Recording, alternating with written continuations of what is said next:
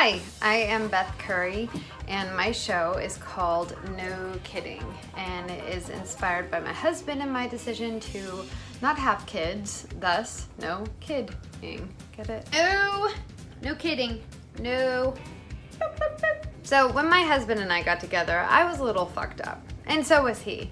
I was a gambler, and he was an alcoholic. And we were like, this is gonna work. Yeah, it kinda didn't work.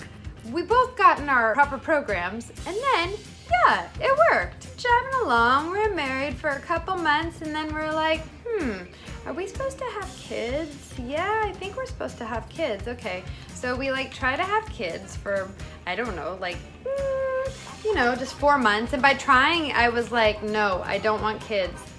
Telling my eggs to not accept the sperm, do not accept sperm.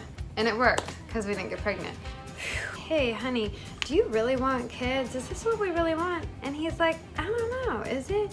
And then we equated it to going out to eat. If you're on the fence about going out to eat, then you stay in and you don't go out to eat and you save the money.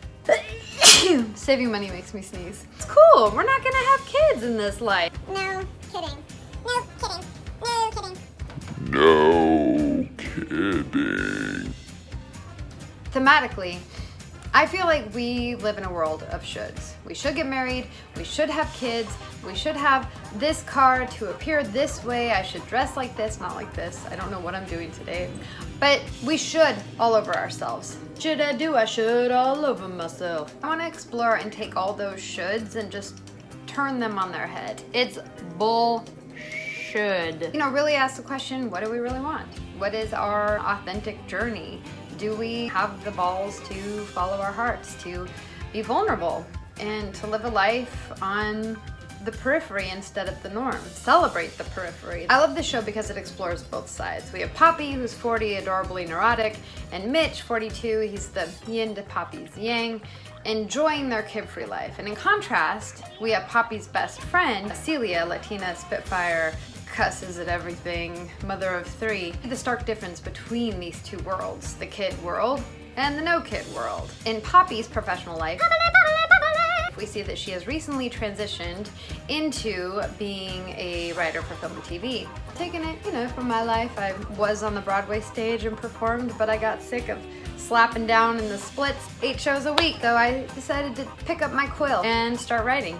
Anyway, back to Poppy. She is working with Bob, a well-established crusty fucker of a writer, about 55, who is kind of, 1 foot in the door, 1 foot out the door with the business. He's really into his kid that he just had. And so on this specific day of their big pitch, he decides to just blow it all to hell. He goes off course, not what they talked about. He pitches a show about everything that's hot. It's cancer, it's gay, it's trannies, it's vampires, and he calls it Tranny Vampires. Poppy is devastated because she's like, what the fuck just happened? This was basically my only chance to really sell something. So he went down with a big F you to the business. So this studio actually buys the show. What?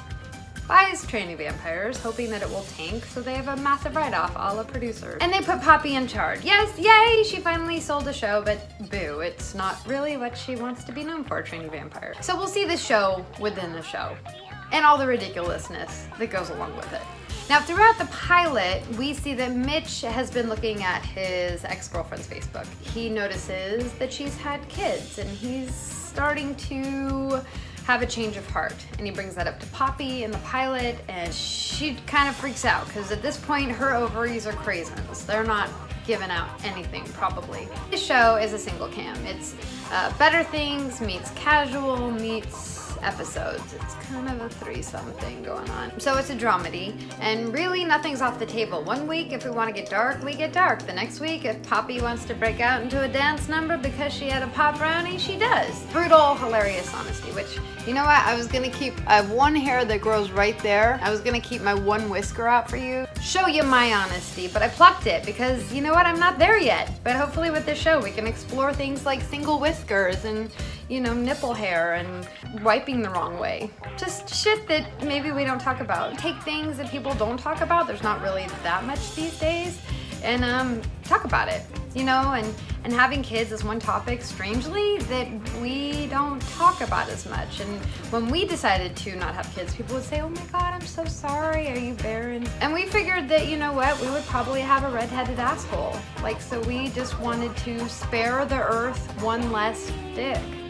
And that's if she was a girl. So that's the show. No kidding. No kidding?